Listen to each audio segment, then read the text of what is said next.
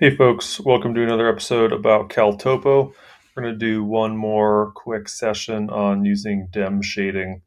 There's a really interesting way I found it to be super helpful in terms of like understanding mountainous environments, and in particular figuring out how to access skiing and find skiing in mountain ranges that don't have a lot of beta, where we can't just like go on Powder Project or get a guidebook and look up kind of like places to start snooping around, right? So if we have a mountain range that like really doesn't have much information, and we're trying to build out an idea of like where could we go skiing, this is kind of a great way to start breaking down the mountain environment. And this is using dem shading to create elevation zones, right? So I've pre-built these elevation zones here, basically mirroring the below, near, and above tree line zones in Colorado. And I think that's generally an effective way to do it here, right? And so we'll start to see all of a sudden the mountainous regions really start to pop, really start to highlight. And as we zoom in, we're going to be able to start to find kind of where the intersection of snow and access occurs, right? Because that's the big thing. If we want to go skiing, we need to actually be able to get there. And so here I very quickly start to see the mountain passes are highlighted. What I'm really looking for with these road access is like where do roads abut terrain that provides me easy access? And of course, these mountain passes are going to be a great place to start. So if we zoom in like very quickly, we start to see Berthoud Pass is getting highlighted, Loveland Pass is getting highlighted, starting to see these various areas where we can start now snooping around with a little more detail, right? Uh, So I think this is a really kind of useful tool in that regard. It also helps us just really start to understand that mountain environment a little better. If we were to zoom in here to Cameron Pass, we'll start to see kind of like these areas essentially where we might have like in this case we're looking for like below tree line skiing midwinter in Colorado. We're going to start to see like these areas that provide easy access to like large swaths of that below tree line skiing, right? And so now the question is, once we find that, the question is, of course, like, is it steep enough to be concerning as far as avalanche danger is concerned? Is it too steep, not too steep to ski?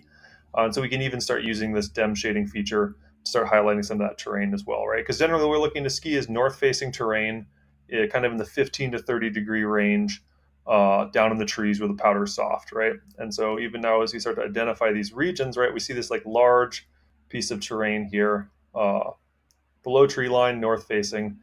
Another way we can start to visualize that is even using this dem shading to highlight. What we're doing is now highlighting north facing slopes. So you can change the aspect 15 to 30 degrees, right? This is another way we can start to see that pop. And instantly I start getting drawn into some areas like this, where here's like a large swath of terrain, north facing, good aspect, and then good slope angles, right? So different way to visualize the terrain. So that's a cool way to do it. These elevation zones are essentially based off of kind of the avalanche elevation ratings that we get from the Forecast Center in Colorado.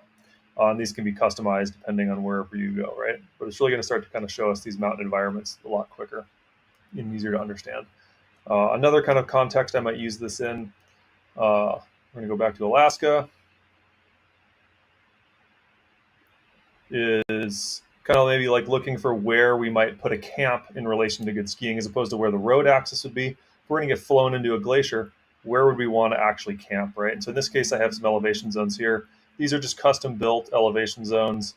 They aren't based off of any like avalanche like forecast center or danger rating.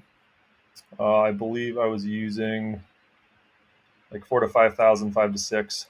So 1,000 foot kind of elevation bands going 3 to 6,000 feet. And so what I'm kind of looking at here is like this is like kind of more alpine environment. As we get up into the red, we're looking at like powder is going to hold almost onto more like south facing aspects. As we get in like of course in northerlies, we're going to get more wind up here. Obviously, as we get into yellow, we're looking at or orange, we're looking at terrain where like powder is really always holding on maybe the northerlies, but not on the southerlies. And as we get into green, we're starting to find where like it's low enough that we're starting to see a lot of melt freeze metamorphosis occurring, and we can't really count on finding like powder in this area. So thinking about where we want to camp in proximity to good skiing, so north-facing terrain or high elevation south-facing terrain.